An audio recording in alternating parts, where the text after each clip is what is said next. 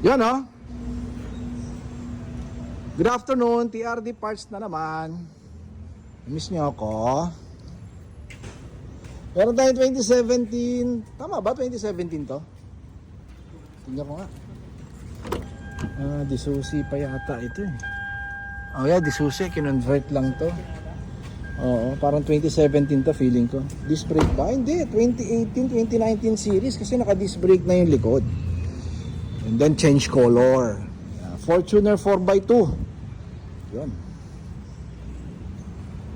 So diretsuhin na natin to. Meron tayong kakabit na DVD pole. Bakit DVD pole? Ano bang ano nito? Garnish sub-ASI instrument. Yun ang description niya.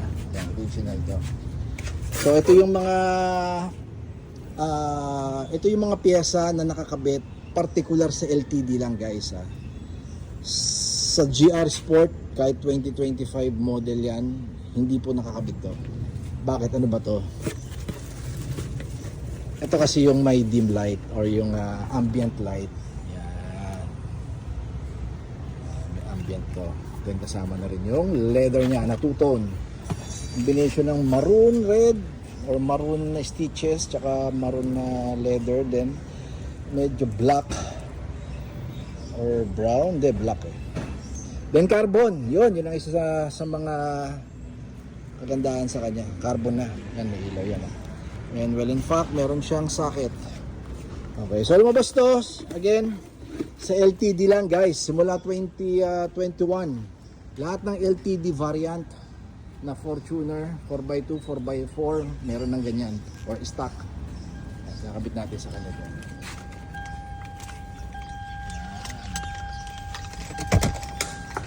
Then meron din tayong mamaya papakita ko sa inyo din yung box ng sidings natin. Yan yung box ng sidings natin. Pakita natin, hindi natin ikakabit, medyo gagawin lang natin ng konting teaser. Kasi may ilaw yun dito. Katulad din ng Fortuner natin, medyo na-stuck ng konti. Ayaw na mi-start, may ina na baterya, kaya hindi ko mapakita yung sa akin. Pero sige, yan ko na rin. Yan, may ilaw din yan. And carbon, syempre. Pakita natin mamaya dito pagkakabit. Ito, babaklasin natin to. Sidings to, dalawa yan. Parehong harap. So maglalagay tayo ng since nakita nyo naman, sabi ko may ilaw to. So kailangan natin ng power source. So kahit yung socket niyan original yan. Ayan,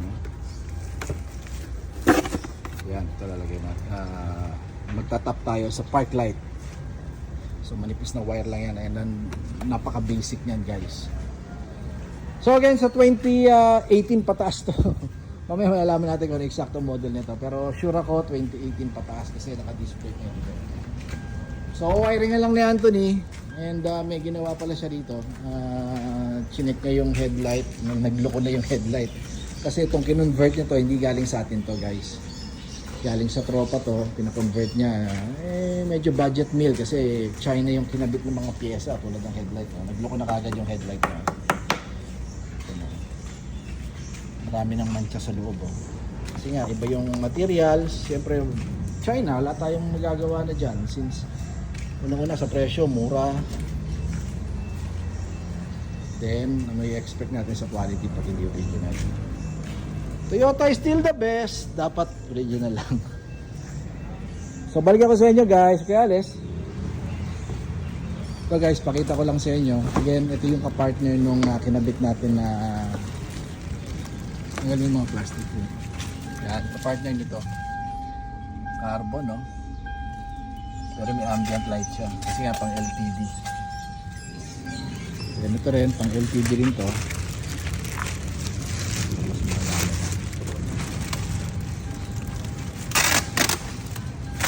Pakita ko lang sa inyo yung kakaibang item actually na dumating sa atin. 4 na piraso yan, and bawat isang box original yan ha. Andun pa yung isa, dalawa-dalawa.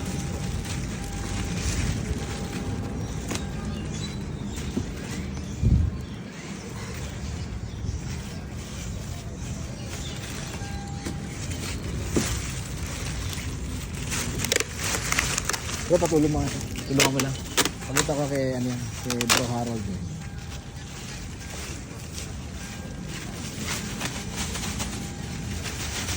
Yan eh.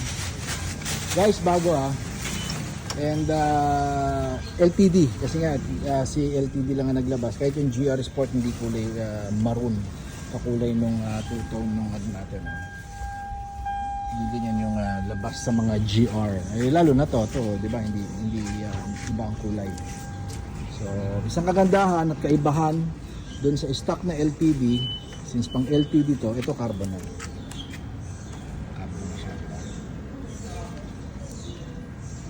ambient din yan dito.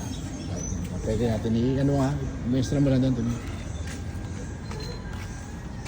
Hindi pala magkano, kabila pala yan. Pero okay lang. Ganyan.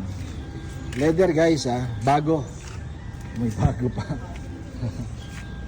Fresh from the box. Available to guys ngayon hindi pa namin ikakabit to. Hindi ko alam kung si Bro Harold kukunin niya rin to. Pero ang yung center console o yung center garnish niya nakabit na natin. So applicable to, yung kinabit natin doon, applicable din sa tsaka to.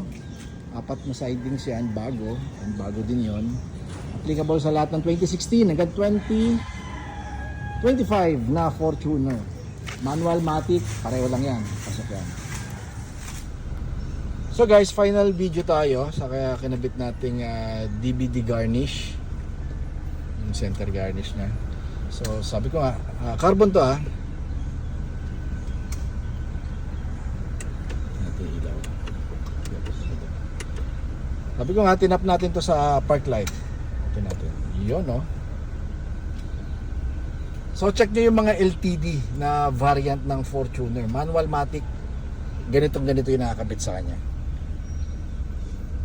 So hindi ito aftermarket hindi ito made in China or hindi ito copy, original to. Then syempre kagandahan, carbon. Okay, so lahat pwede natin ikabit, sa lahat ng variant ba sa 2016 na Fortuner. At kagandahan niya, sabi ko nga, carbon. And bago. Yun di ba? Modelo datingan mo, para kang alam mo naka-Tesla ka. Tapos kung lalagyan pa ng kombinasyon pa dito kung ikakabit natin yung pinakita ko sa inyo kanina.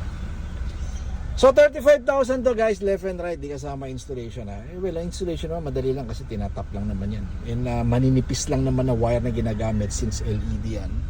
Hindi yan umiinit. And well, hindi mo basta-basta mapupundi yan kasi nga original nga siya. Kaya for long term na rin in a way. And also, yung mga carbon na kinabit natin dito, kung mapapansin mo, galing lahat sa atin to. Yan, saan tayo nagkabit yan. Steering wheel. Yeah.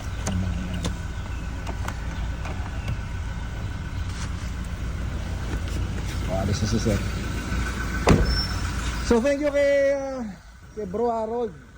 Bro, thank you for trusting. Diba, kakaibang item guys, diba? Kung gusto niyo ng mga ganyang klase ng mga syempre produkto na nakukuha natin sa Thailand. Visit and follow TRD Parts Facebook page, TRD Parts YouTube, and TRD Parts sa TikTok. Number natin 0917-888-1133. By the way, yung sidings pala natin is 45,000, 4 na pinto. Okay, so hindi ordinary sidings yun. Sabi ko nga pang LTD yon, kaya yung makikita mo yung leather niya sa gilid kulay maroon. Diba? Ka-partner nung center na kinabit natin kayo sa kanya. So 45,000, 4 na pinto yon, then 35,000 naman yung dalawa dun sa harap. Mike TRD here. Don't settle for anything less. Toyota, still the best. Keep safe everyone. Bye-bye.